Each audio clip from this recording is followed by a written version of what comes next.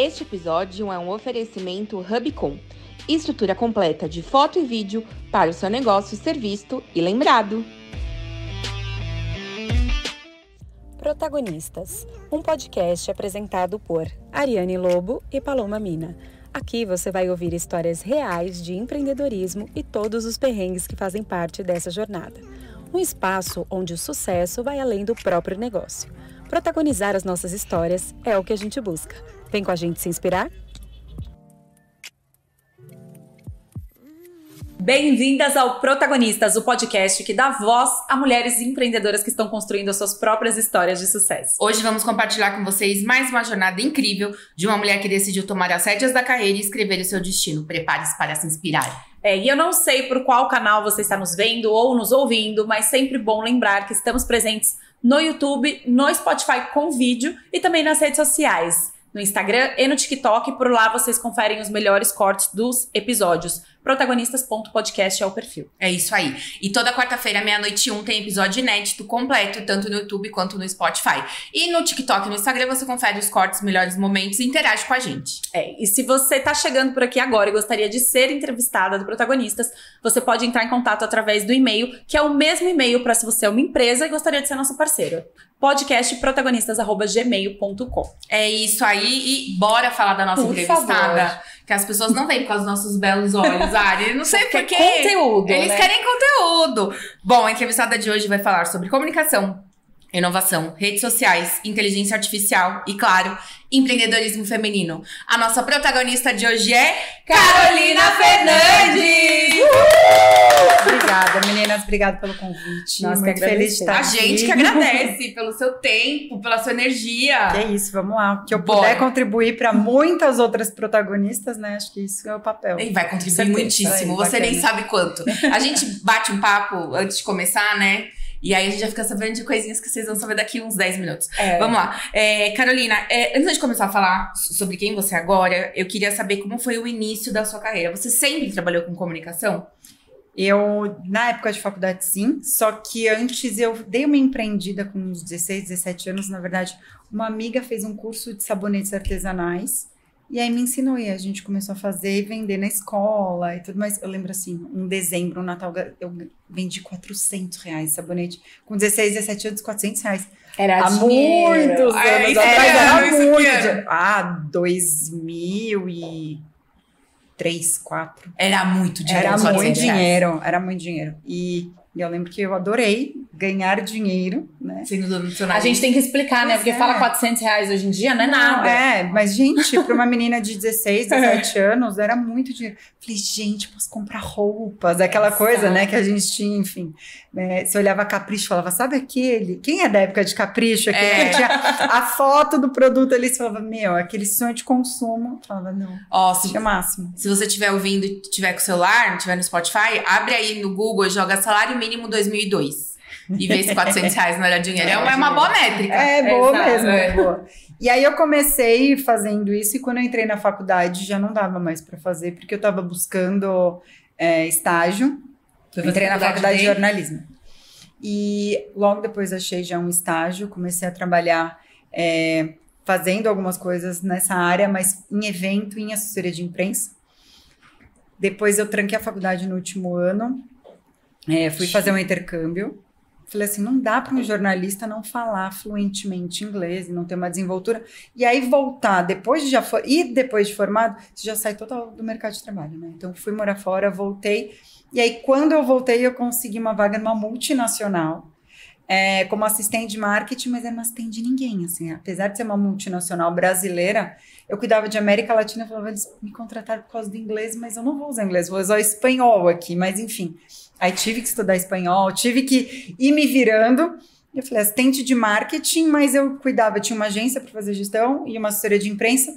E aí fui estudar marketing. Você recém-formada fazia Eu era assistente de ninguém na última ano de assistente de ninguém faculdade. que você fala que ninguém... Não tinha uma gestão, assim. Não tinha uma gestão. Um profissional sênior. Era uma diretora financeira que fazia minha gestão, mas ela não entendia nada. Não, e basicamente você exercia um cargo pleno pelas atribuições que você fala. E aí eu acabei desenvolvendo essa área lá dentro, e aí teve um crescimento muito grande da empresa, a empresa foi vendida, Depois, obviamente, né, não foi todo o marketing que eu fiz, né? Tem toda uma estrutura da minha empresa de tecnologia, enfim, mas teve muita coisa que foi interessante, porque a forma como a gente começou a divulgar, a gente ficou muito mais famoso e atento aos olhos, que tanto quando foi vendida a empresa, o dono dessa empresa, que era muito maior, virou para mim e fez, menina, eu quero que você faça o que você fez, lá. E aí eu assumi da outra empresa, e aí como gerente de comunicação América Latina. Não, quanto tempo foi de assistente de ninguém pra gerente não, eu virei de comunicação Latam? Latam Latam, que é Latin America, tá? Na verdade, se você não conhece esse jargão corporativo, eu tô te contando. E eu tinha que fazer a tecla SAP disso, né? E falhei aqui. Em 2 anos eu virei coordenadora, já tinha uma assistente, e aí depois como gerente foram 5 anos. Mas daí, mas eu já cuidava como coordenadora de Argentina e Chile, e depois quando eu fui teve essa fusão, cuidava de Colômbia também. Muita gente compara essas primeiras experiências de trabalho com uma faculdade, né? Principalmente no seu caso, que você foi tendo ali que aprender a se virar e até que criou um departamento. Quais aprendizados você teve naquela época que você traz até hoje? Eu acho muito legal que toda a minha história como estagiária até antes, eu trabalhei em assessoria de imprensa e trabalhei em agência. Então eu já sabia como funcionavam as duas coisas. E em agência, por mais que eu não era do marketing, eu produzia conteúdo de site, eu era o mestre cervejeiro da Boêmia, eu que respondia, tinha algumas coisas assim, fazia site assim da Penalty, Hopi Hari, Guaraná Antártica. Então era uma coisa muito legal que era desenvolvido assim, então eu tinha acesso a muitas marcas, a ter muitas coisas diferentes, mas não num quesito marketing, era realmente conteúdo. A gente não falava de produção de conteúdo, né, nessa época ainda, mas era conteúdo de site, que eram sites completamente diferentes, né, um volume muito grande de conteúdo e tudo mais.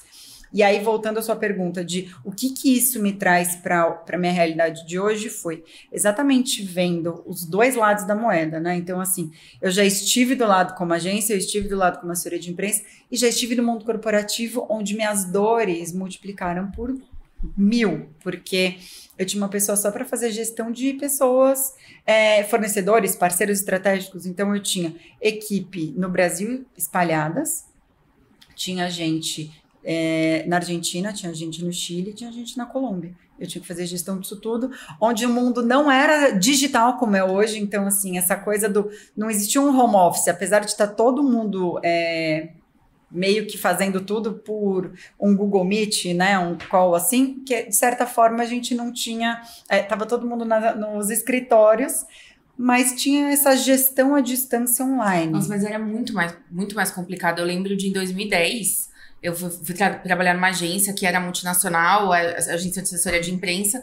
A gente também atendia multinacionais. E tinha reuniões que a gente fazia num aparelho que parecia uma estrela, que era um viva voz, e era tipo uns 3 aparelhos na agência que era para fazer chamadas com múltiplos números, assim, tinha que reservar horário pra fazer. Então era muito mais difícil. E mesmo as ferramentas por e-mail, você não conseguia anexar uma foto em alta, e não tinha o e-transfer, um vídeo, então era um Google caos. Drive veio depois. O Google Drive veio muito depois. E aí era um desafio, porque assim, toda a linha de comunicação, estratégia da empresa, identidade visual precisava sair na parte online, na parte offline, na produção de evento, na questão que a gente fazia, que não se chamava collab, mas fazia com parceiros da área, que era de tecnologia, com parceiros que vendia casado produtos, então tinha ativação, tinha os eventos que se participavam, tinha os eventos internacionais, as feiras, parte de assessoria de imprensa, parte do digital. Você gerenciava tudo isso?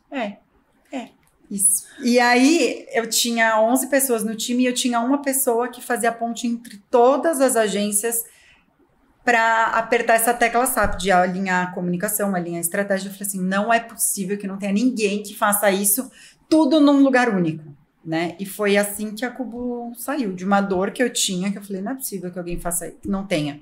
Até existem, né, as agências que são gigantescas, que quarteirizavam esses serviços para outras, mas que faziam essa gestão. Mas a gente está falando de agência que vai atender Coca-Cola, vai atender Boticário, né? Então você precisava se adaptar da sua forma, apesar de ter um budget razoável, assim, era, né, muito limitado para o nicho, para o setor que a gente estava, não para fazer campanhas gigantescas. Então, realmente precisava fazer essa gestão como um todo. E aí eu fundei a Cubo há 9 anos, exatamente com essa dor de mercado, eu falei, gente, eu posso ofertar isso para o mercado, porque eu já trabalhei em todas essas frentes, eu tenho gente para executar tudo isso, e eu vou ser esse ponto focal de atendimento único com essa entrega. Então, além da execução, a gente tinha muito esse foco de fazer a entrega de tudo para o cliente, fim a fim. Então, seja produção de evento. Centralizar tudo. Exato. Falar a mesma E hoje língua, eu acho que é o nosso maior diferencial, porque é entender o relacionamento, é com quem o cliente já cria esse vínculo, é onde a gente consegue trazer tudo e tem essa etapa de validação de tudo e filtro antes de chegar para o cliente final. Então, tudo isso foi a forma como eu estruturei, que não se chamava Hub, não se chamava ecossistema, então a gente fez um reposicionamento, né? A pessoa falou, eu consigo fazer tudo. Eu falo, é isso. E aí as pessoas, mas como assim? Eu falei, não, a gente integra tudo, tem uma solução onde a gente entrega do fim a fim. E aí aconteceu um negócio muito interessante. As pessoas que já tinham tido contato comigo no mercado começaram a me procurar. Então, deu menos de 6 meses, eu já tinha 5 clientes do mesmo setor, que era tudo de tecnologia. E aí chegou um evento que eu tava fazendo 3 stands ao mesmo tempo do evento. E eles brincavam, agora a gente só tá rateando o custo da Carolzinha, porque eu era a Carolzinha dos 20 e poucos anos, né? Então era isso. E é legal como a questão do networking, que a gente estava falando, inclusive, nos bastidores, e as boas relações que a gente cria dentro do nosso trabalho fazem com que a gente, né, não sabe o dia de amanhã também, né? Então isso me impulsionou muito também no começo da minha carreira da empresa. Quando você decidiu abrir a sua agência, você estava sozinha? Você tinha mais alguém? Como que começou essa equipe? Já começou como equipe ou era Legal. equipe? Não, e só colocar mais uma pergunta que casa com isso. Como que você se preparou para sair? Porque isso é um problema que às vezes as pessoas, tô de saco cheio, vou sair hoje. Ou você se preparou durante algum tempo financeiramente e tal? Na verdade, eu a princípio ia abrir a empresa como MEI para prestar consultoria, porque tinha algumas pessoas me buscando e eu falei, vou prestar consultoria. Só que eu viajava muito a trabalho. Às vezes eu andava com mala no carro, não sabia que dia que eu ia viajar, sabe? Então era uma coisa assim, para quem estava meio recém-casada, estava meio difícil essa logística. E tinha muito uma demanda de que a empresa, a matriz, não ficava em São Paulo. E eles queriam muito que as pessoas, as decisores ficassem, porque eles tinham uma reunião semanal no... Onde que era esse lugar? Uberlândia. Super tranquilo. Sim, assim, super fácil. Para quem mora em São Paulo, que assim, bem urbana, né? Assim, então, assim, que gosta dessa selva de pedra, assim, de... 3 horas da manhã eu quero comer um temaki que eu tenho. Quem nunca, não vou dizer, né? Mas eu que já varei noite dentro de gráfica na Faria Lima, precisando bater cor, enfim, né?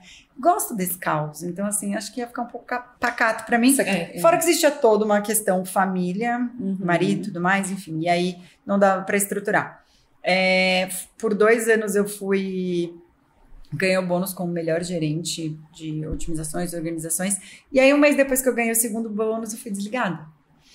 E exatamente pela questão estrutural e questão, assim, até de organização da empresa, por quererem que tivesse alguém lá e terem algumas outras questões de gestão, enfim. E aí eu falei assim, bom, agora é isso, né?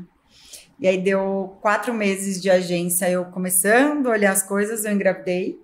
Eu até estava procurando, eu estava mandando currículo, mas aquela coisa assim, era mandando currículo assim mesmo, era assim, mas eu queria tanto isso, né? E, sei lá, minha família é de empreendedores, empresários, meu pai, meus avós, então era uma coisa que para mim estava muito inserido ser dona do negócio. Mas, ao mesmo tempo, meu pai falava, tenha um emprego, uma coisa, porque é doloroso também, ele conhece os desafios a gente fala do empreender, né, e fala assim, não vou ter mais chefe. Gente, a gente tem muito mais chefe, assim, porque o nosso boleto, no fim da conta, quem vai pagar são todos os nossos clientes. Então, a gente tem uma divisão aí, rateado de chefes. Então, tem algumas coisas aí dentro disso. E aí, eu fui chamada, inclusive, eu estava fazendo um processo seletivo para uma empresa multinacional também. Fiquei entre os 2 últimos. Na semana que eles me ligaram, eu tinha descoberto que eu estava grávida. E aí eu avisei, e aí foi muito frustrante também. Porque eles, eu nem soube se eu passei ou não. Mas você estava na expectativa e foi surpresa a gestação, ou você estava... Não, na verdade a gente estava planejando para daqui uns meses, mas assim, nas primeiras tentativas foi. E aí eu falei assim, bom, então... foi uma coisa muito de pensar, mas assim, foi frustrante e como para mulheres, né? E é muito mais difícil, porque quando a mulher me ligou, eu falei assim, olha, preciso te avisar, você tá entre os 2 últimos, né, e tal. Era uma etapa final.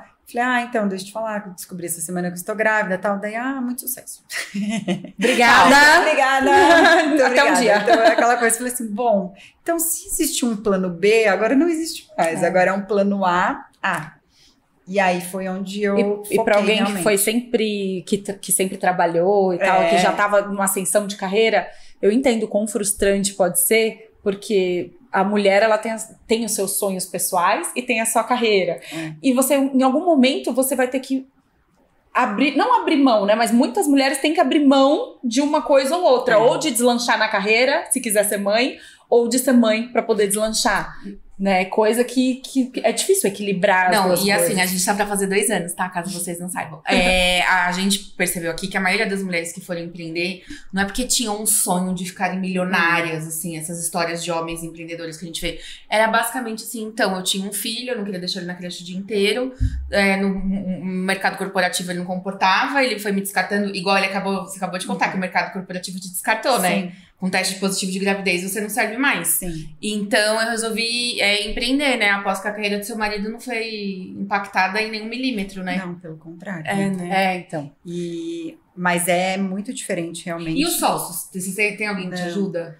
Não, tem minha irmã que entrou depois. Tá. Então, assim, Então quando você começou, era só você. Eu era uma eugência. Eu sei como é. Empresária, empreendedora, eugência. Eu era todos eus. E aí o desafio que eu acho que de empreender, porque eu entregava muito bem, modéstia à parte, a parte de criação e tudo mais.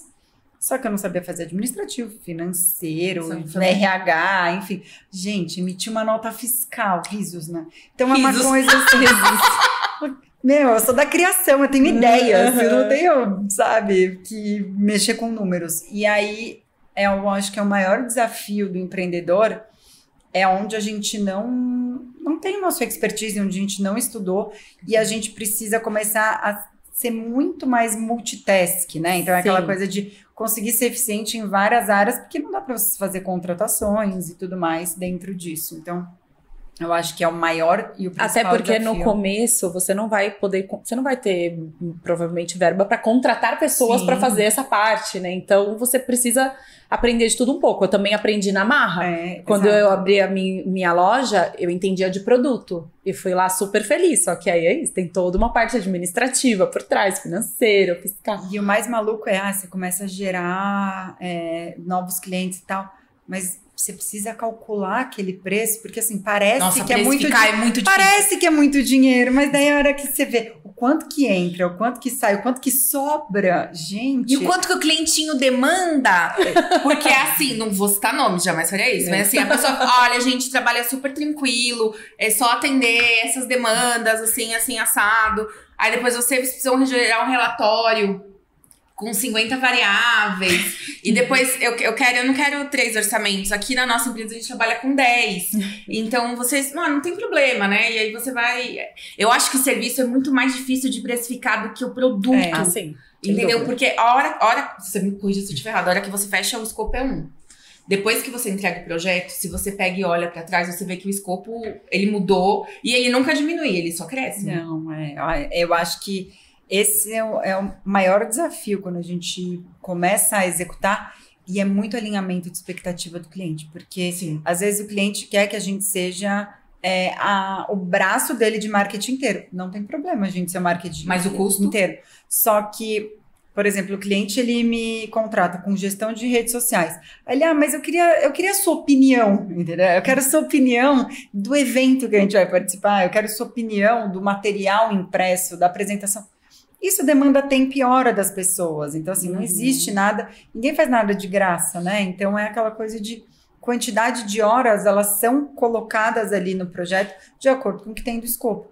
Mas quanto tempo demorou para aprender isso, né? Então, são 9 anos da agência, então... E você, depois de quanto tempo como eugência, você viu que era o momento de expandir, o momento de crescer, de contratar?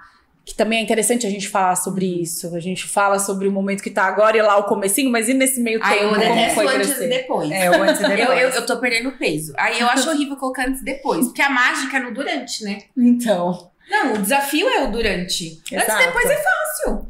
Não, mas o depois nunca finaliza, É que o né? depois não não tem, viveram felizes para sempre da história. Não, mas o durante é complicado. Não, mas eu ainda me considero no durante. Ah, então beleza. Porque o que acontece? Não termina, né? A gente vai atendendo pessoas diferentes. Exato. Então, é uma constante evolução de ferramenta, é uma constante evolução de sistema, é uma constante evolução das entregas, do segmento do cliente, do que está sendo tendência. Então, nunca termina. Né? A gente precisa estar sempre em constante evolução, atualização, e as formas de entregar começam a ser diferentes também, né? Eu brinco que é aquele eterno 7-1, fatídico Brasil-Alemanha. É isso o time de marketing hoje, né? Vem inteligência artificial, vem nova ferramenta, o Instagram resolveu botar o Reels agora com mais de 1 minuto, e os escopos dos clientes são o quê? Reels de 1 minuto, aí eles começam a querer fazer de 10, entendeu? É todo esse tipo de coisa que precisa ir organizando e fazendo que vai mudando o jogo ao longo do tempo.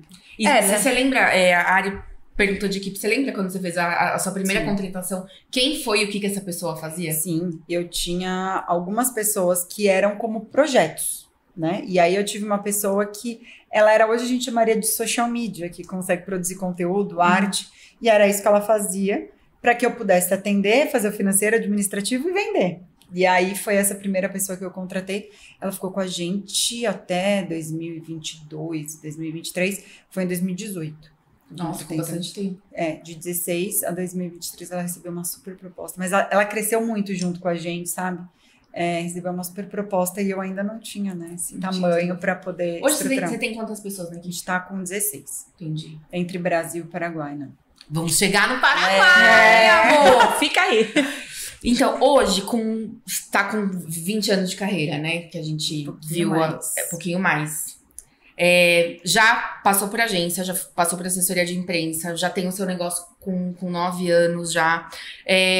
Você tem o seu jeito de fazer, né? Na sua biografia tá lá que você tem uma visão prática e humana dos negócios. E isso é uma coisa que falta um pouco quando se fala de negócios. Sempre se tenta tirar um pouco o lado humano, como se desse para pessoas não terem um lado humano, enfim. Mas você acha que esse seu jeito de fazer, prático, mas vendo o lado humano das coisas, é um diferencial na sua carreira? Ele veio no muito negócio? com a maternidade.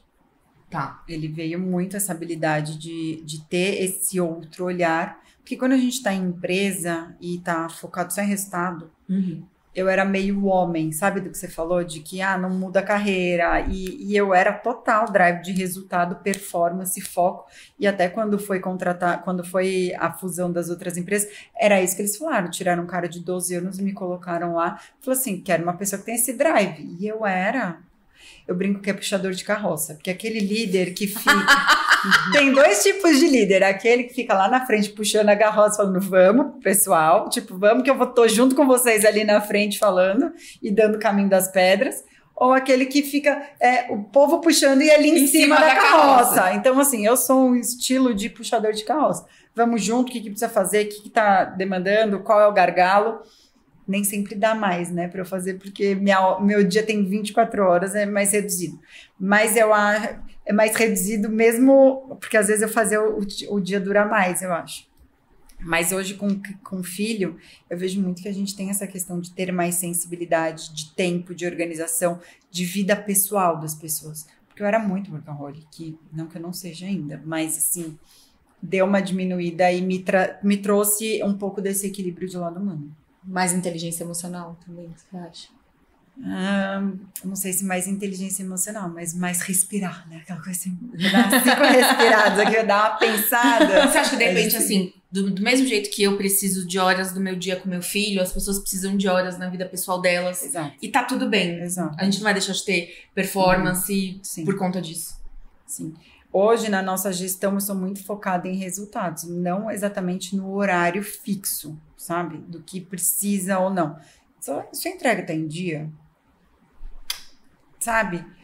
Mas assim, tem volume. Vai achando assim que, nossa, tá lindo. Eu acho que tem um volume muito grande, mas se a pessoa não tá lá 10 horas da manhã mas ela vai fazer 8 da noite, para mim pouco importa. Se a entrega do cliente é no dia seguinte, tá lá, para mim tudo bem. A não ser que tenha uma interação direta com o cliente, você precisa estar ativo, a não ser que você tenha uma reunião, obviamente, compromissos e responsabilidades dentro disso. Agora, time de criação, a hora que executa, se tá lá o job para eles dentro do sistema, a hora que vai fazer, ele tem até tal dia, tal horário para entregar. Se tá lá, bom. Aquele abraço. É isso.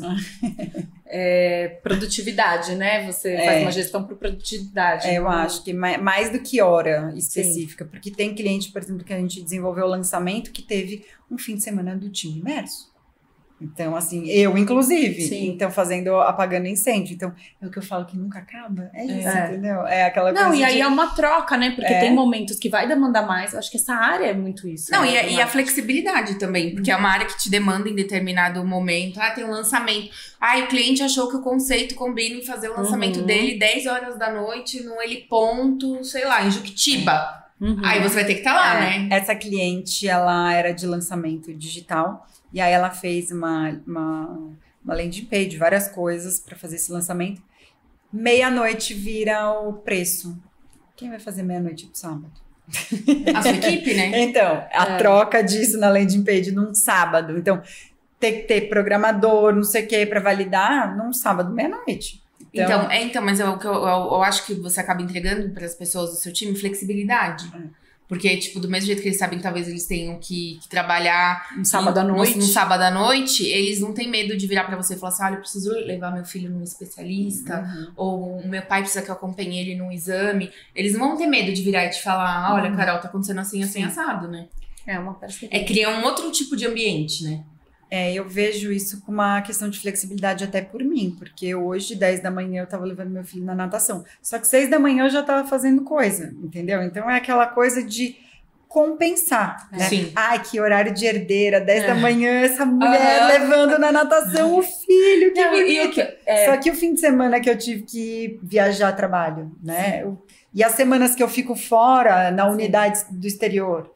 Então tem muita coisa que... E é o que a gente tava falando nos bastidores, a gente acaba não desligando nunca, né? Mas essa coisa do online, da gente conseguir resolver coisas, por exemplo, você falou, 6 horas da manhã eu tava lá trabalhando, mas 10 horas eu consegui uma janela pra levar meu filho na natação. É legal porque permite a gente viver a vida nesse meio tempo, né? Enquanto as coisas estão acontecendo, a gente consegue equilibrar mais e não ter que fazer tanto uma escolha ou um ou outro. Vou ver meu filho crescer ou vou crescer na carreira, né? Eu acho que essa possibilidade do online permite que a gente consiga equilibrar um pouco mais isso. Porque você teve que abrir mão lá atrás, né? Quando você engravidou, teve que fazer uma pausa, mas depois você foi conseguindo recuperar e você não vai ter que abrir mão de acompanhar o crescimento do seu filho, de certa forma. Eu acho que nada acontece por acaso, sabe? Aquela coisa, porque... Talvez, se não tivessem acontecido essas coisas, eu dei umas empreendidas no meio do caminho do mundo corporativo, com algumas outras coisas. Teve outra coisa além dos sabonetes? Não, teve capinha de celular, gente, quando não tinha, eu importava da China, eu vendi horrores. Sério? Eu comecei a personalizar, teve várias outras coisas, assim, óculos, eu fui fazendo várias coisas. Tudo online. Então você sempre empreendeu? Então. Antes, durante e depois do mundo corporativo. Mas eu acho que eu não teria tomado essa decisão de ser a única coisa que eu faço, porque meu salário era bom, né? Tinha VR.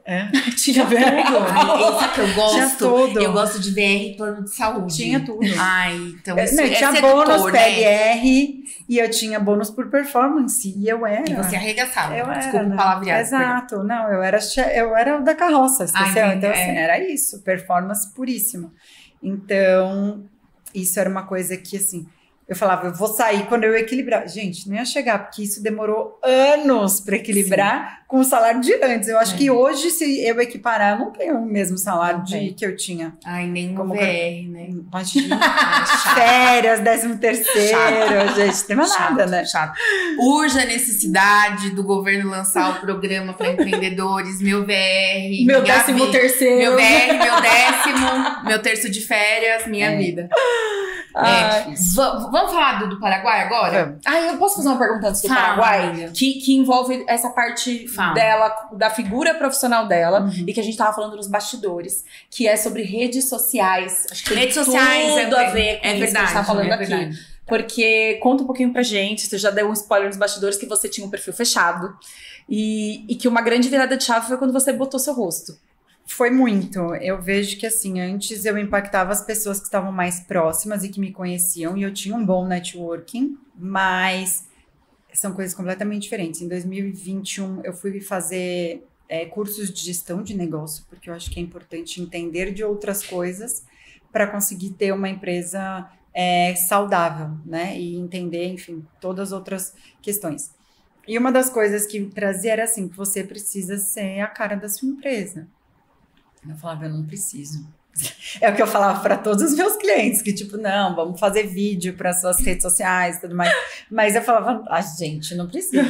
E aí, nesse meio tempo todo, a minha irmã acabou vindo trabalhar junto, foi assim, fantástico e me ajuda demais exatamente a conseguir equilibrar isso, porque primeiro que é uma pessoa extremamente da minha confiança e de que entende, né, da minha cabeça de como são as entregas, e a gente desenvolveu muito uma estratégia bem equilibrada. Ela é da mesma área, não? Ela era e não era ao mesmo tempo, ela tinha feito alguns cursos, tinha cuidado, ela era de gastronomia, mas tinha trabalhado no Paris 6 focada na parte de marketing e produções de lá, então já entendia bastante, daí teve o restaurante dela e veio para trabalhar comigo, e a gente se equilibrou muito nisso, então eu vendo, ela entrega. Ela é a sua social media?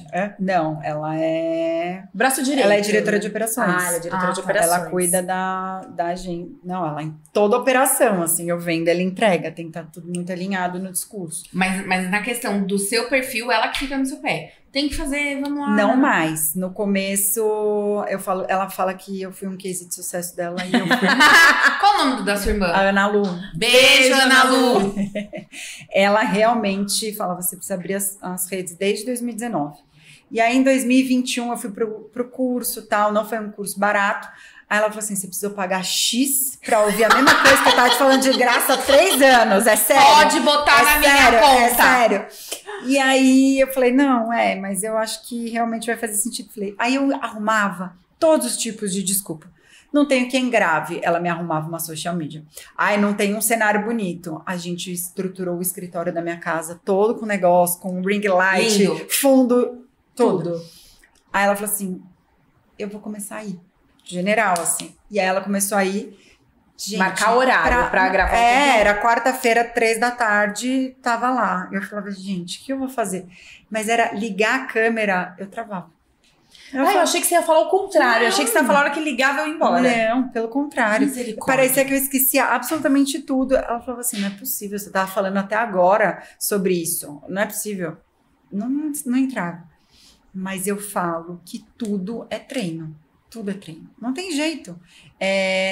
Se pegar o primeiro vídeo, o primeiro podcast que vocês fizeram e olhar agora 95 episódios depois, é outra coisa. Pegar o primeiro vídeo que eu fiz isso, porque teve aquela trend, né? Primeiro você começa, depois você melhora. Nossa, eu peguei um vídeo meu, eu falei, Senhor amado. Mas teve uma coisa muito legal que eu acho que é muito importante, eu acho que até uma dica. Sempre tem alguém da sua confiança nessa parte que olha as coisas pra você, porque a gente sempre vai ter um nível de criticidade muito grande com a gente. E pra mim nunca tava bom. E ela falava, não, isso tá super ok, você não vai passar vergonha. Tem aquela pessoa que fala assim, você não vai passar vergonha, porque eu acho que tem muitas vezes que a gente olha coisa nas redes sociais e fala, mas não tinha um amigo pra falar que aquilo tava péssimo, né, que ia passar vergonha. E aí, então, a gente fez esse combinado. Ela falou assim, você vai gravar 20 vezes, fica tudo péssimo, a gente não vai subir. E eu acho que essa questão de treino, constância, repetição e padrão e tudo mais, para fazer. E aí, com isso, teve essa virada, né, de 2021.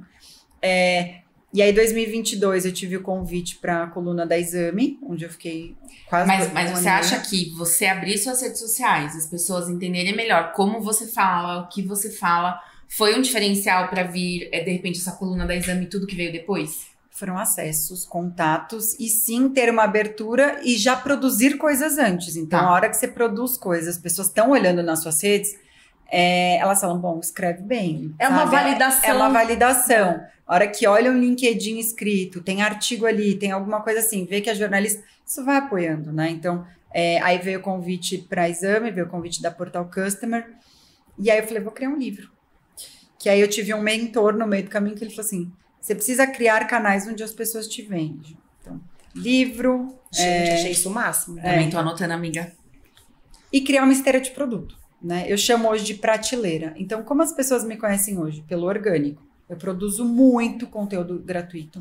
E de verdade, assim como eu acredito que o podcast de vocês, o meu podcast é um MBA de marketing sem a mínima... Sem a menor dúvida. Não, e sem aquela coisa assim de, nossa, tá se Falsa achando e modéstia. Ah, Mas é porque o nível de convidado e do que eles trazem, não sou eu, são as pessoas que estão ali, sabe? Os convidados trazem um nível muito grande. E problemáticas reais, né? Eu trago gente de bastidor, exatamente porque eu falo assim como eu, vou trazer o cara da Johnson, vou trazer o cara da Amazon, da Shopee, sabe? Então, eu trouxe da Ford, muitas coisas assim, e aí é onde vão te dando aberturas e acessos para outras coisas, né? E aí, com isso, eu vejo que é muito interessante começar a se expor.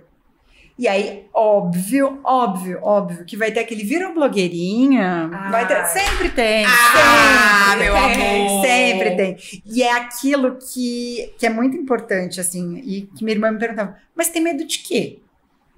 A gente quer a validação das pessoas. Fato, gente, é uma questão, fato, assim. E não é nem quem não te conhece, é quem te conhece. Ai, que saco. Ó, já apareceu esse assunto aqui. Hoje eu falaria assim, tô fazendo conteúdo com seu celular? Tô roteando a sua internet? Qual que é o problema? Não, e sabe o que não gostou, bloqueia, é muito louco? caramba. Realmente, a gente busca a validação dessas pessoas, porque são as primeiras que a gente vai alcançar com o nosso conteúdo, e são as que menos vão dar o apoio. Sabe por que eu gosto mais do TikTok hoje?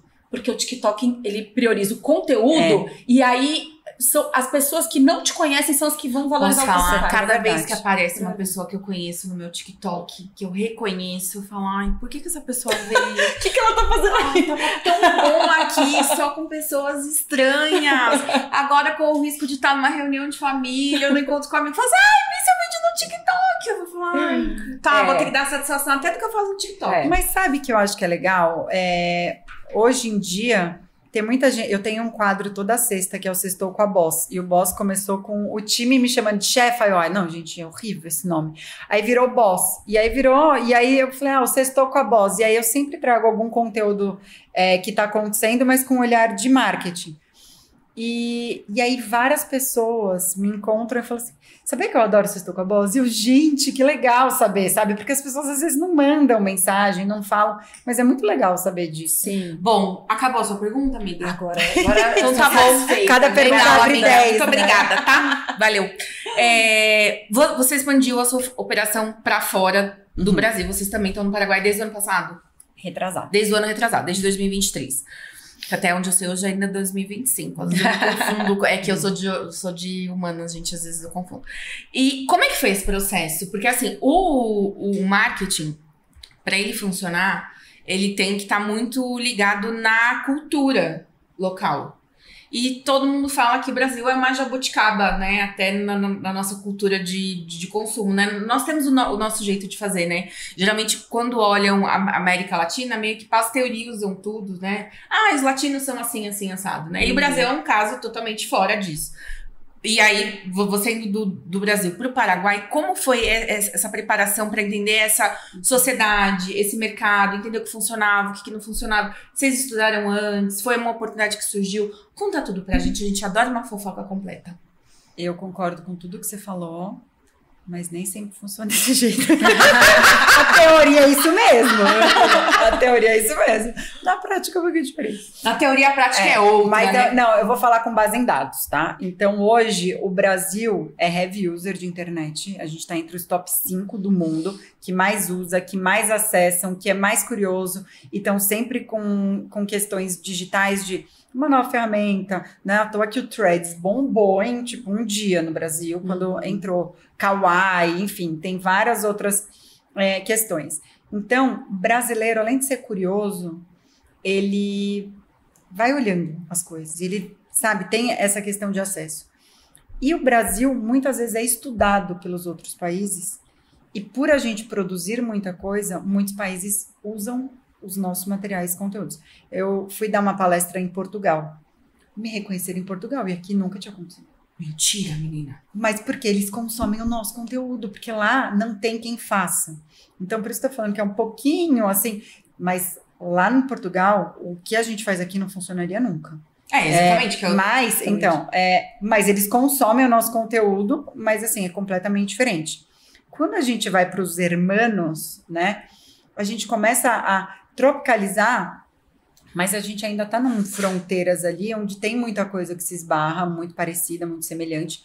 Óbvio que tem as suas particularidades, e é importante você ir entendendo isso.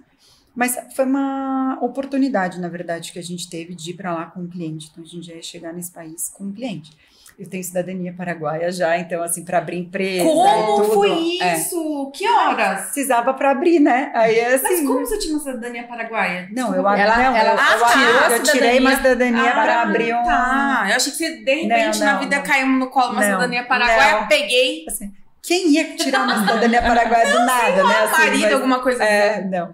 E ex-marido já há tempo, mas assim... Mas é um marido novo, paraguaio, dono de fazenda, nesse meio tempo, a mulher gosta de fazer um monte de coisa, tá escrevendo um livro, abrindo um negócio paraguaio, de repente... muita coisa ao mesmo tempo.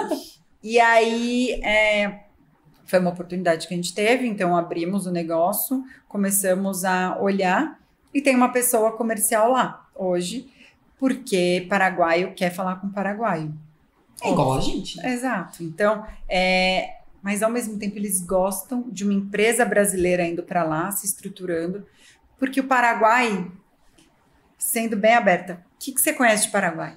O que vem na sua cabeça de Paraguai? Só os Muamba. Só os Muambas? Não, eu tenho um sentimento que eles foram boicotados na guerra do Paraguai. Então, a gente prejudicou eles. Não, tudo bem. É um histórico. Mas ela perguntou o que vem na minha cabeça. É que você é nerd, né, Paloma? Mas na maioria dos geralmente as pessoas pensam 99% da população é a Muamba. Muamba, eu desmanche de carro, é esse tipo de coisa. O Ronaldinho Gaúcho foi preso lá, é isso que vem. Mas o Ronaldinho Gaúcho é a pessoa mais aleatória do mundo. Exato, mas assim... Não, mas então, foi preso onde? No Brasil? Não, no Paraguai. E aí, homem lembra disso.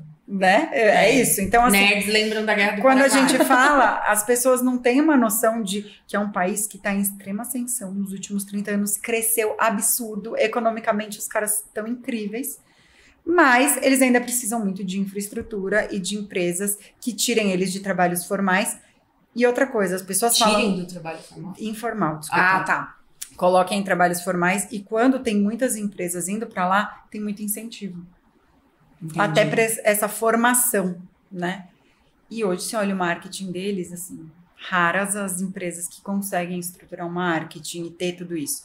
E é um país que, assim, tem uns segmentos, assim, construção, agro, tá voando, assim. Então, tem muita oportunidade. E o nosso advogado de lá, que fez todos os trâmites pra gente, ele fala, Carol, você está chegando aqui com o Jornal do Amanhã. É aquela coisa, assim, você está vindo aqui com tudo que você já desenvolveu no Brasil para você desenvolver. Mas é uma coisa muito educacional. Você precisa... não acho que você vai chegar lá e falar assim, nossa, vou sair vendendo e tirando pedido aqui. Não. Você precisa ir fazendo toda uma educação de mercado, de entendimento, mas eles precisam. E eles gostam de empresas que já são consolidadas, que vão para lá, porque já chegam com case, já chegam com coisas que falam assim, vai fazer minha empresa crescer. Tem uma diferença muito evidente, assim, do marketing feito lá para o Brasil? Que tipo de marketing? Tem, porque lá não você tem possa nada compartilhar pra começar. Com a gente. E outra coisa que para mim me chocou muito, um dos clientes nossos, a gente geralmente quando faz projeto, né, que a gente fala que a gente entrega muito mais, o over delivery, a gente tem um planejamento estratégico, desenvolve identidade visual. E aí, papelaria. Eu falei, gente, a gente não faz papelaria há muito tempo. Legal, vamos fazer papelaria. E a gente entrega, geralmente, 3 artes. O manual de identidade já está aprovado. Então, não vai desenvolver... O que você vai mudar num timbrado, num envelope, num cartão de visita para ser tão diferente? A gente entrega, geralmente, 3 modelos, aí vai tendo um ajuste. Ajusta isso, faz isso. A gente entregou 18. Porque eu falei assim, gente, quem vai ler esse envelope? É um carteiro, né? Quem vai? Então... é o tipo de coisa que eles dão muito valor ainda, é pro impresso, diferente da gente. Tá, você acha que eles estão, tipo, nos anos 90? Sim, Uau. super. Tipo, comparando com o nosso cenário. Sim, super. Tá, no máximo ali nos anos 2000 ainda, que ligava uma lista telefônica ainda, né? Uma era eles são pré-Google. muito do papel. Muito do papel. Muito do papel. Muito. Coisa que é bem diferente da gente. E quando você fala, em marketing não tem nada, o marketing que você vê é meio que um enlatado que é entregue em todos os países da América Latina? Tipo, se a gente pensar em grandes empresas que sei lá, você já citou aqui a Coca-Cola, de repente é a mesma campanha do México para baixo, é a mesma coisa, não tem uma personalização. A gente atendia um cliente da área de cabelos bem grande e vinha um guide e eu falava, gente, mas cadê uma pessoa com uma cara de brasileira aqui, sabe? Cadê essas nórdicas? Explica um guide pro pessoal, por favor. Ai, obrigada, tá Imagina. Imagina. Vem uma paleta ali do que você vai usar, as fotos que você pode usar, as cores que você pode usar, e você não pode usar muito ali. E eu falava, a gente precisa ter coisas que caracterizem como brasileiras, né? Para ter essa forma muito mais uniforme. Então, você vai colocar aquelas pessoas nórdicas, que a gente fala, aquelas de cabelo, as caras de europeias, aquele cabelo liso, e a gente fala, gente, mais de 60% da população não se identifica dessa forma. Então, a chance da gente conseguir desenvolver coisas, muito difícil. Fica uma coisa que fica muito engessada. E quando a gente fala de rede social, eu brinco com o próprio nome disso. Socialização. Então, assim, você precisa trazer uma forma mais próxima, né? Então, mais humanizada ali. Então, aquilo desconectava muito. Então, quando você fala disso, de ter tudo numa coisa só, muito disso. Ainda tem empresa muito engessada. E, não, mas isso funciona em todos os lugares. Funciona, na Europa isso funciona muito, porque todo mundo é muito semelhante ali, né? Dentro das características, não destoa tanto. Mas aqui não vai. Então, era uma coisa que a gente brigava muito, mas que é padrão. Então, tem mentalidades ainda engessadas em relação a isso. E eu vejo muito essa característica também no Paraguai. Então, não adianta você colocar pessoas até com cara de brasileiro. Você precisa buscar pessoas com cara de paraguaia. Você fala isso no material ou na sua equipe? No material e com quem eles vão conversar. E aí eu tenho uma menina que é brasilguaia, eu chamo ela. Porque ela tá há 22 anos lá e ela tem cara de paraguaia. Mas ela é o quê? Brasileira. Mas como que é uma cara de Paraguai? Eu lembro daquela menina de uma Copa aí que mostrou as tetas. Como é que ela chamava? Ai, não vou Puta, lembrar o nome, ela era mas bonita. eu sei que sim. Vocês joga aí no Google. Não, o Paraguai é muito, Como é cara o Paraguai do é muito diverso, assim, também. É. De mix. Biotipo. Tem muitas colônias também lá, né? É Tem igual alemã, aqui, né? japonesa, enfim. Tem muitas coisas, mas eles querem uma coisa meio identificação. Então, por exemplo, se a gente vai fazer uma campanha pro agro, eles querem que tenha a cara das pessoas do agro, Uma coisa- entendeu? É uma coisa não só cara de paraguaio, é uma coisa de cara do segmento. Não, a assim. gente foi pra longe, porque se falar pra mim agora, agro brasileiro, qual é a cara da pessoa do agro brasileiro? Eu não vou saber te falar. Mas você diria Qual é a no cultura? biotipo Mas é da porque- pessoa ou na questão mais caricata o biotipo mais No biotipo, em algumas coisas, e precisa, né, criar conteúdo nativo também. Sim. Mas porque eles se identificam com aquilo. E aí você vai chegar lá distorcendo um monte de coisa. Não, mas sabe o que eu acho? Eu acho que em países que foram, que tem no seu DNA a imigração de tantas colônias diferentes, qual que é a cara, né? Mas Fica esse questionamento filosófico, tá, gente? Não tô querendo te colocar numa... teste e validação, né? É. Provavelmente vocês foram também vendo. Precisa ver o que o cliente acha que é a cara do A Paraguai. abertura é muito maior quando vão elas do que eu, que assim... Ah, entendeu? Eu Falo acho que- bem ainda um espanhol, assim, atendi 9 anos, fiz espanhol, não sei o que, até que, sabe, não é que eu me desenrolo, até que, assim, modéstia à parte, Já é uma uma Brasil, mas, gente, o acento, a forma como fala é diferente. Ah, eles percebem que você não é As nativo. gírias, tudo, né? Então, é a questão de identificação. Mas fica Certo. aqui o meu selo de louvor aos paraguaios que gostam de negociar com o Paraguai. Porque às vezes aqui a pessoa não dá bola pro brasileiro, mas aparece um gringo e já sai abanando o rabinho assim, ó. Então, sigamos os exemplos dos paraguaios, não valorizar os paraguaios. Antes de a gente fazer outra pergunta, eu queria, para encerrar esse assunto da internacionalização, que você desse uma dica para mulheres que queiram pensar em internacionalizar, porque parece um bicho de 7 cabeças. Qual é o primeiro passo? Qual é o passo a passo, assim, básico, para começar? Gente, foi uma oportunidade, né? Eu tava mirando Europa e acertei o Paraguai. É aquele negócio, você mira na lua, acerta A pedra sempre cai em algum lugar. Mas Fica achando que ela fica, ó. Eu vou explicar. Eu tinha o meu livro, o meu primeiro livro, ele foi lançado no Brasil e em Portugal. Certo. E aí, tinham muitos conteúdos meus que estavam indo para Portugal. E aí, eu fui convidada para um grupo de mulheres que iam para o Web Summit de Lisboa. E aí, ia ter uma roda de experiência para mulheres, onde eu fui convidada para ir palestrar para essas mulheres. Eu falei, é Portugal. Mas assim, a minha pesquisa de mercado foi onde que já estão me encontrando. Exato, já tem um público, uma demanda lá. E tinha uma outra questão de uma abertura para a Europa como um todo. E a gente tinha um cliente de tecnologia alemão, onde ele estava com um embate lá também, que a nossa unidade do Brasil entregava melhor do que a da Alemanha. E aí estava aquela questão de conflitos das entregas. E aí tinha coisa que ele mandava pra gente, a gente fazia, traduzia. Hoje a gente tem cliente que atende até em mandarim. Mas essa questão de o que a gente conseguia fazer. Falei, bom, só de eu conseguir já emitir nota na Europa é mais fácil do que emitir aqui no Brasil para quem já é de lá. Então, minha percepção era, primeiro, se eu tinha demanda, se eu tinha cliente que poderia ser ali para essa expansão e entendendo, né, dentro desse universo. Quando eu cheguei no Paraguaió, em Portugal, eu ia dar uma palestra, ia ficar uma semana que eu tinha de agenda com essas mulheres.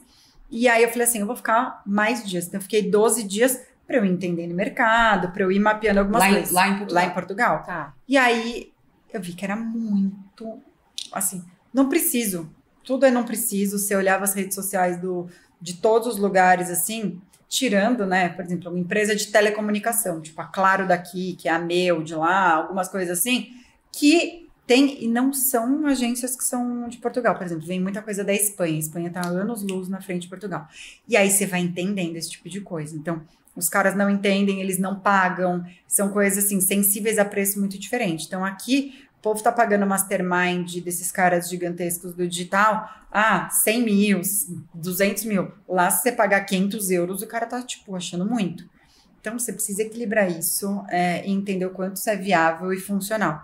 E eu entendi que não era nesse cross-border aí que ia funcionar inicialmente. Deu um passo para trás, mas veio a oportunidade do Paraguai já com um cliente brasileiro que estava indo. Você já ia fazer essa mudança ganhando. E não investindo. E aí eu fui com um cliente, a gente operando via Brasil.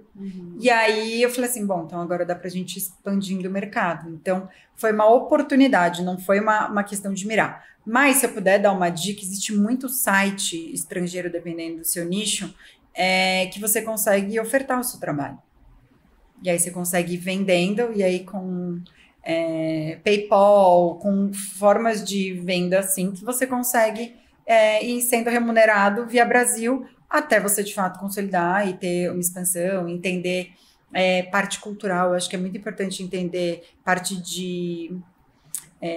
quem era só de criação, e aí tem que pensar na parte financeira e parte tributária. Parte então, tributária. Assim, parte tributária é um negócio super importante de entender qual é o melhor lugar, onde tem oportunidade, onde não tem, sendo um diferencial, vendendo via Brasil, quanto que você tem de imposto. Será que tem, tipo, umas headhunters de países, tipo assim, que indica pra mulherada onde que é o melhor lugar? Se tiver, avisa a gente tem interesse em entrevistar. Porque, assim, acho que tem pessoas especializadas. Sim. Você fala assim, tô pensando em expandir. De repente, você senta com um consultor dessa área. Fala qual país tem que ter a melhor oportunidade. Acho que deve ter, né? Tem de tudo nesse Brasil de meu Deus, né? Existe uma consultoria estratégica onde eles mapeiam. Mas daí você já traz com o norte... Só que é um estudo, né? Sim, é tipo um estudo de mercado, assim, é bem caro. Então, precisa entender. Então, basicamente, acho que a sua dica, primeiro acesso a esses sites, contato, começar pequeno, faz esse teste, valida, testou, validou, aí pensa em dar o próximo passo, fazendo algum tipo de consultoria, consultando especialistas. E criar parcerias também, ir buscando pessoas nas conexões. Como eu já tinha atendido a América Latina, hoje a gente tem dentro do Hub braço na Argentina, na Colômbia, no Chile, no México. Apesar de ter, e tem unidade própria Brasil e Paraguai, mas é aquela coisa de você entendendo onde você tem esforços. Será que não tem uma Feira das Nações no Sebrae? Urge a necessidade? Urge a necessidade. Olha. Gente, eu nem acredito que a gente tá chegando nos momentos finais já, tá? Mentira! Eu acho que a gente vai ter que selecionar aqui alguns Não, rápido. Hoje você já falou do seu livro, você já lançou 2 livros, e você tem um podcast também. Como que você considera que o podcast ele contribuiu para sua autoridade? Você já falou que é um MBA de marketing. Como que ter esse meio aqui, que a gente também tem, você acha que contribuiu para a sua carreira, te abriu portas, não abriu? Você acha que o podcast é um veículo que veio para ficar? Ou você acha que é uma tendência que daqui a pouco vai minguar? O Brasil também está entre os top mais que escutam podcast no mundo, né? Então, eu acho que é uma tendência que vem para ficar. As pessoas gostam de consumir conteúdo de uma forma mais leve. E é uma forma democrática. Então, tem gente que escuta no carro, tem gente que escuta no banho, na feira, né? Em vários lugares, e outros que assistem, de fato. E aí eu vejo que podcast é uma mídia que veio para ficar. Pelo menos nos próximos anos a tendência é de crescer. A economia criativa no Brasil, não sei se vocês sabem desse dado, mas hoje ela movimenta mais do que a indústria automobilística no PIB do Brasil, Produto Interno Bruto. Uau. Hoje a economia criativa representa mais do que isso. É um dado do Web Summit do ano passado, do Conde, da Condzilla. Então, assim, é algo que eu vejo que está crescendo muito, prosperando muito disso. E com relação ao meu podcast, ele foi uma abertura muito grande. Eu tinha acesso a muitas pessoas legais, até pela questão de networking e de pessoas que eu conheço e foram fazendo a ponte. Então, acho que usem a rede de networking de vocês, não só como intencional. Eu falo que networking e netweaving. Netweaving é essa coisa de ter uma troca gratuita, né? E eu acho que é muito importante isso nas relações de modo geral e me ajudaram muito. E o meu podcast, sem dúvida, trouxe outras coisas. Então, ano passado a gente ficou entre os top 5 do setor no prêmio de melhores podcasts do Brasil no setor de comunicação e marketing. A gente teve outros acessos e recebeu o convite para essa primeira produção externa em collab com o Pinterest Brasil. Então, a gente estreou o estúdio do Pinterest no Brasil com produção externa. Eles só usavam para coisas de treinamento interno e tudo mais. E foi uma coisa que a gente recebeu um convite. Então, é algo que a gente vê que está desenvolvendo um conteúdo muito legal. E, enfim, eu acho que trouxe mais autoridade, sem dúvida. Vindo disso, mais convites para palestra, para dar aula em universidades, né? Eu acho que, naturalmente, quanto mais a gente se expõe, é aquela coisa, quem não é visto não é lembrado. Então, quanto mais a gente dá as caras aí, isso aparece. E, sem dúvida, ter aberto minhas redes, ter começado a investir nisso foi importantíssimo, mesmo sendo muito difícil no começo. Insistam, né? Insistam. Vamos dar 10 minutos a mais? Vamos, e antes de ir para as perguntas finais, eu também queria fazer uma pergunta. Eu amo falar de tendência, eu amo o futuro. Tem alguma tendência de marketing que você possa compartilhar com a gente? Você está sempre estudando, você está aí, né, no meio, está no mercado. O que vai acontecer nos próximos anos, né? A gente sabe muito sobre a inteligência artificial, mas até onde ela vai, o que fica? Inteligência artificial, a hora que abriu, né? Depois que vê, não dá para desver. Então, é aquela coisa que eu vejo que quem não usar e for resistente a isso, vai ficar para trás. Assim como a gente tem evolução de um monte de coisa, né? Hoje você vai no McDonald's, tem totem, você vai no caixa eletrônico, você não vai mais na boca do caixa. Enfim, evoluções gerais, né, de tecnologia como um todo. E aí eu vejo muito essa questão de evolução do marketing, que precisa muito mesclar o off e o online, né? E aí a gente fala de um universo que chama Phygital, que é juntando o físico com o digital. E aí não é só você estar com presença no físico e no digital, mas tudo integrado. Então, onde tudo se comunica, onde tem uma forma muito mais fluida.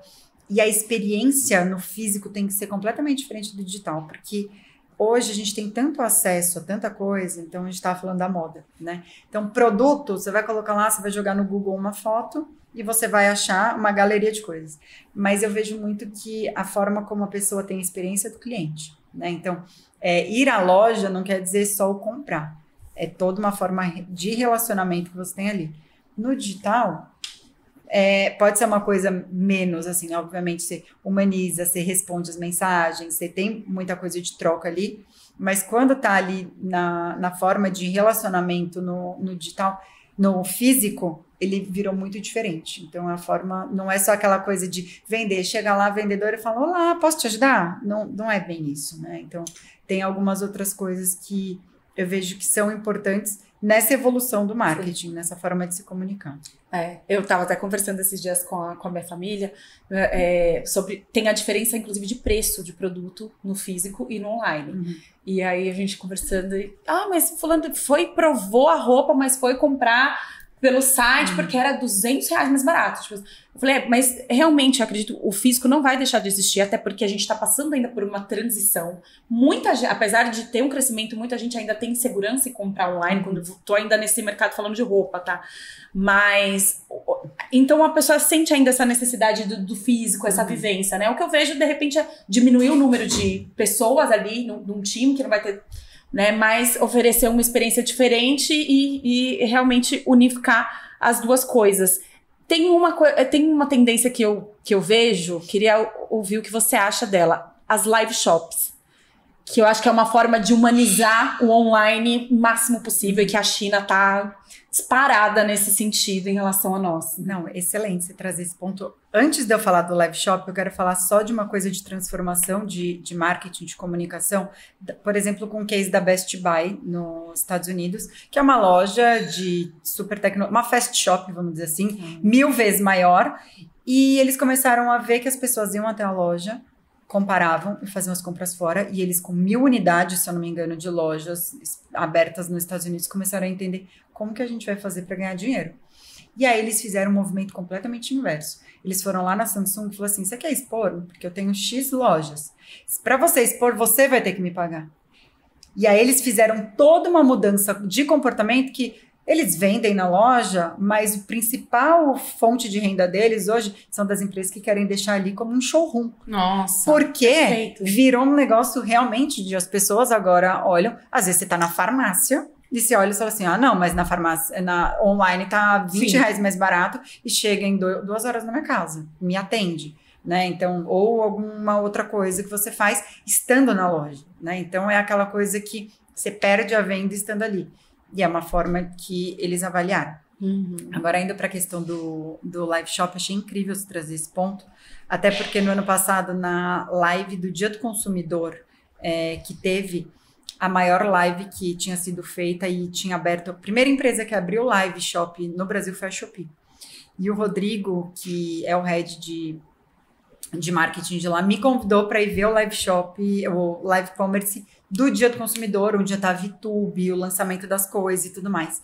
Gente, é surreal. Você pensa assim, eles tinham aberto para 160, 200 sellers, assim, a princípio, no começo, para hoje em dia, um ano depois eu já não sei quanto que tá, mas para fazerem lives ao mesmo tempo. Então, você imagina um canal de TV com 160 canais dentro, né? Então, você tem toda a grade de programação, 24 horas nisso, e não precisando sair dali para fazer a venda, né? Então, você retém ali nisso. E, gente, falando de influenciador... Eu amo esse negócio, né? Falando de influenciador, assim, eu não tinha contato, nunca tive, né, essa interação. A VTube é uma máquina, essa menina. Eu realmente não tinha essa noção. Ela estudando todo o negócio, o roteiro. Como que fala isso? Como que é? Como que vocês querem que eu apresente isso? Sabe, ela estudando o que ela ia fazer, a hora que ligava a câmera, e aí ela entrava em takes, com cupom, com não sei o quê, mostrando alguns dos produtos. Opa. E eu lembro que, assim, meio-dia, eles já tinham batido a meta. Assim, foi um negócio surreal. Eu fui embora, era umas 3 da tarde, assim, foi incrível. Bom, não posso já fazer essa pergunta. Você falou... Não, falando sério agora. Que a gente perdeu a noção no seu roteiro. A gente quer ficar aqui 2 horas conversando com... Geralmente são 10 perguntas, o roteiro dela tem 16. Assim que eu gosto. Então vamos... E a gente fez várias outras no caminho que não estavam programadas. Você trouxe um dado muito interessante, que é que a economia criativa no Brasil já movimenta mais dinheiro que a indústria automotiva. Qual a principal diferença, eu vejo, né? Indústria automotiva, homens. Economia criativa, mulheres, muito ali no... Muito meio a meio, pelo menos, né? Se as mulheres não forem a maioria dentro dessa indústria. Esse momento que a gente está vivendo, transformação, inteligência artificial, redes sociais, gerar negócios através das redes sociais, economia criativa, como o próprio nome diz, que as mulheres podem aproveitar esse bonde agora? O que você enxerga de oportunidade para aquela mulher que está com um filho pequeno em casa, que não vai encontrar lugar no mercado corporativo sem sacrificar a maternidade dela? O que as mulheres podem aproveitar dessa onda? Eu vejo que ainda existe um problema na economia criativa. Apesar da gente ter hoje um faturamento muito grande, um volume de concentração financeira, ainda são em poucos. Ainda são o quê? Em poucos. Centralizado em poucas pessoas. Poucas pessoas ganham muito. Igual a indústria automotiva, né? Não, a indústria automotiva você ainda tem um percentual, um share ali dentro das empresas, das indústrias, né, como um todo ali. Mas eu vejo que hoje a gente tem, existe uma segmentação. Existe uma galera que ganha muito dinheiro. Mega influência. Se você for colocar uma pessoa muito grande, com milhões de seguidores, o valor dela é muito grande. Agora, você vai colocar um micro e nano influencer, que às vezes faz só post publi ali. Mas uma coisa que eu acho que seria legal, micro e nano influenciador hoje, ele engaja muito mais do que os grandes. Então, entender a sua bolha, né? E aí eu brinco sempre com um case. Eu falo assim, se você tem uma barbearia de bairro, você vai contratar o Neymar para fazer a campanha, fazer as redes sociais, ou de repente você vai trazer o menino da Várzea, que todo mundo conhece do bairro, para fazer alguma coisa e post da rede social para fazer collab. Qual que é as pessoas mais engajadas que você de fato vai atrair e que vão de fato converter? Porque assim, ninguém vai vir da Espanha, não era? Onde ele jogava? Não sei, não sou muito. Jogou em alguns lugares aí, né? Então, ele tá no Santos agora. Não, agora sim, mas assim, não sei. Ele tava na Arábia, ele é um menino viajado. Ninguém vai vir desses países para ir cortar na barbearia da esquina, é isso que eu quero dizer. Mais o cara do futebol de várzea, mais a menina que dança no negócio, a menina que anda de skate na esquina, sabe? Enfim, tem toda essa outra questão que pensar quem são as pessoas que você pode começar a engajar. Boca Rosa começou muito assim, né? Sim. Virgínia. Então, a gente olha que tem essa forma de entender e promover o negócio local com influenciadores locais. Então, é o tipo de coisa de relacionamento disso. Então, fazer as promoções do mercado, sabe? Começa a fazer... Não, e partindo mesmo dessa historinha que você contou, você vai fazer com o Neymar. Mas você vai suportar, se viesse, caso viesse o volume, você ia ter estrutura para atender? Então tem que também pensar nisso, que as pessoas às vezes miram no gigante. Mas eu vejo ainda que quanto vai custar o Neymar e o quanto que você vai precisar cortar de cabelo para pagar aquilo. Então eu vejo que às vezes assim, se você chegar pro menino da Várzea e falar assim, vou te pagar R$100 por post, sei lá, né, não tô metrificando aqui. E existem muitas plataformas hoje que democratizam mais, que ajudam com contrato, que ajudam com a capilaridade disso, de te indicar.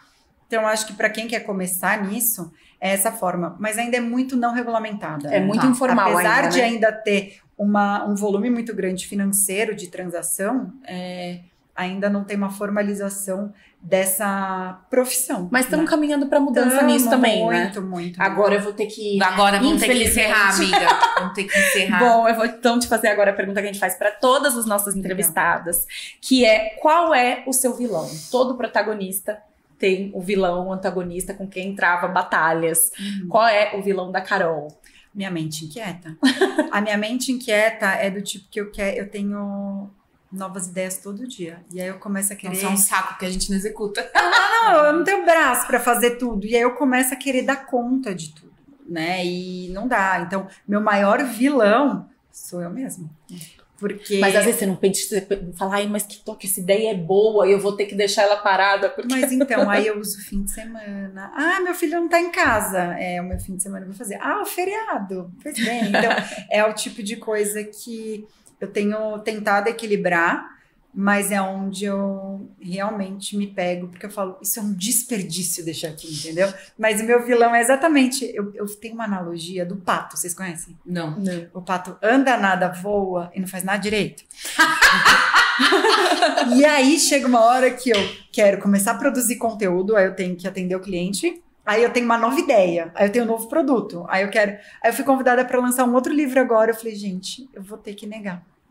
era em collab e tudo mais, mas eu falei, gente, não dá, eu tô muito à disposição de Paraguai, tô muito à disposição de podcast e gravação, e tem que bater muitas agendas de podcast. Os meus clientes, que é onde eu pago conta, de fato, né? Então, as palestras, convidada para dar aula agora em universidade, viajando para dar aula. Então, aí é aquela coisa de o que a gente vai organizando. Vou ter que fazer escolhas. Vou ter que fazer escolhas. E aí tem uma dedicação grande, né? Não tem como. E qual foi esse plot twist? Aquele momento que você teve uma virada de chave e falasse assim, nossa, aquele momento que eu fiz aquela escolha mudou minha vida para sempre. Eu acredito que quando eu tomei a decisão de seguir com a empresa, né? Sim. É um bom plot twist. Porque eu não tinha mais um plano. Falei, ou é isso ou é isso. Perfeito. Bom, agora para encerrar, a gente vai pedir para você deixar um recado para as nossas protagonistas na sua câmera, que é aquela ali. Legal. Vou dar uma contextualizada. Teve um ano quando começou toda essa expansão de muita coisa nova e que a gente tem muito medo, né? Dessas coisas novas que a gente vai fazendo e se desafiando a tudo isso. E aí teve uma virada de ano que eu passei só eu e meus pais e eu tava terminando de escrever meu livro. E aí meu pai sempre é meio bom mentor, sabe? De trazer algumas coisas. A gente tava indo pra praia na virada do ano, deu tipo 11h50 da noite com a champanhe lá indo. E meu pai vira pra mim e faz assim, filha, o medo morre de medo de pessoas com coragem. E desde demais, então... Nossa, maravilhoso. Me arrepio toda vez que eu falo. E desde então, vira uma frase que me rege. Porque eu tava... nos dias que eu tava com eles, eu tava conversando tanto dos meus medos, das coisas que eu tava tendo. E meu pai falava assim, só vai, filha. Bota o pé, Deus põe o chão, sabe? Aquela coisa. Então, é aquela coisa do medo morrer de medo de pessoas com coragem. Então, a partir do momento que você vai, em frente. Então, acho que isso é uma boa... A coragem não é a ausência de medo, né? É Não. você ir com medo. Vai com medo. Todo mundo tem. Eu falo, vai com medo, mas vai preparado. Então, Exato, não vai de perdida. Não, tô com medo, mas não sei nem do que eu vou falar. Não, tô com medo, não sei nem o que eu vou gravar. Não, estuda o negócio, vai preparado, vai dar nervoso, vai gaguejar, vai fazer um monte de coisa. Gente, tá normal, é isso. Comece. Todo mundo passa por isso, né? Até os grandes heróis da Ilíada, já que ela disse que eu sou uma nerd, até eles sentiam medo. Quem é você, Pequeno gafanhoto. pequena gafanhota, para não sentir medo, não é mesmo? Carol, Obrigada. Muito obrigada. Muito obrigada. Incrível, muito obrigada mesmo. Foi uma A aula. gente sabe o exercício de agenda que você teve que fazer, Verdade. o tempo que você perdeu em deslocamento, então muito obrigada Isso, mesmo. eu espero que esse conteúdo traga muitas outras corajosas protagonistas aí também, que possam trilhar seu sucesso, sua carreira. E é isso. Ai, muito obrigada. É isso. Obrigada, Carol. Obrigada mesmo. Bom, esse episódio é um oferecimento Hubcon, que tem estrutura completa com equipamentos de ponta e múltiplos cenários dinâmicos. Na Hubcon, você conta com serviços de produção audiovisual, consultoria empresarial. Não tira o seu projeto do papel. Eles são responsáveis pela produção do nosso podcast e entregam toda essa qualidade. Converse com eles que vai dar bom. Também tem assessoria de emprego e comunicação visual, tá, gente? Ah, perfeito. É isso aí. E né, se você chegou até aqui, né, minha anja, você encaminha esse episódio, porque é uma aula dessas, né? Depois vai lá escutar os episódios do podcast da Carol. Acompanhe a Carol. Carol nas redes sociais. E esqueceu de fazer essa pergunta. Rafa, abre, por favor, a câmera. Abre pra todo mundo. Como as pessoas te acham na rede social, Carol? Ótimo. @Caru Fernandes, CARU Fernandes, você me acha em todas as redes, ou @TeclaSap Podcast, e meu livro tá no Amazon, na Livraria da Vila, outras livrarias. Lá aí. no perfil dela deve ter link. Tem pra tudo, isso. tem Então, tudo. desculpa, Carol. Perfeito. Pode fechar de novo, Rafa. Desculpa criar Só essa chegar no confusão. link da Carol que vai aparecer aí É na tela pra vocês, que vocês têm acesso a todos É os isso. canais. E se você chegou até aqui, compartilha esse episódio, escute os episódios da Carol também. E não deixe de seguir protagonistas.podcast no Instagram, é a nossa principal rede social. Semana que vem você tá aqui, Ari Lobo? Com certeza. Então a gente se vê semana que vem. Beijo! Protagonistas, um podcast apresentado por Ariane Lobo e Paloma Mina. Aqui você vai ouvir histórias reais de empreendedorismo e todos os perrengues que fazem parte dessa jornada. Um espaço onde o sucesso vai além do próprio negócio. Protagonizar as nossas histórias é o que a gente busca. Vem com a gente se inspirar?